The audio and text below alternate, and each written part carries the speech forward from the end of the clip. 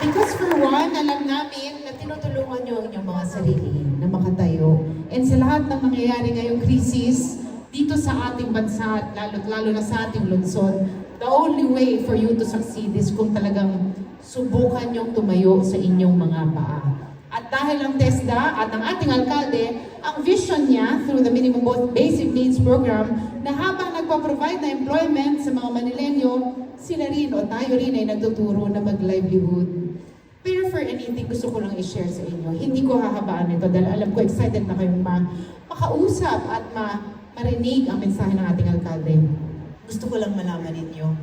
Even the time nung ako ay nagpaplano tumakbo bilang konsehal, talaga ang pinapanalangin ko ay mas paigtingin ang livelihood program dito sa Maynila.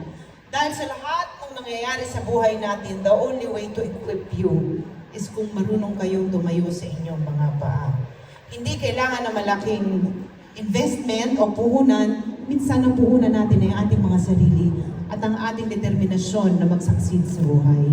Kaya dahil dyan, palakpakan nyo ang inyong mga sarili sa pag-graduate nyo dahil sa mga kursong pinagkukuhan nyo para makatayo kayo sa inyong mga paa.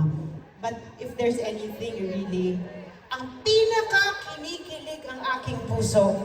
Dahil ang mga pinangako namin ni Yorme, lalo ang mga pinangako niya na paigtingin ang livelihood program dito sa Maynila. Ngayon, nakikita nyo na ito ay naisa sa katuparan na at tuloy-tuloy itong mangyayari dahil ganun kayo kamahal ni Yorme Isko Moreno Bungoso. At bilang advocate ng livelihood, bilang vice-alkalde ng ating napakagaling na alkalde, bilang presiding officer, makakaasa kayo na susuporta ako ng buong buo pagdating sa livelihood program ni Yorme Isko Moreno Bungoso. Dahil ang gusto namin, balang araw, pagtapos na ang lahat ng mga ito, legasiya namin ang buhay nyo na nag-succeed dahil sa tulong ng gobyerno dito sa Maynila. Maraming salamat po sa inyo lahat.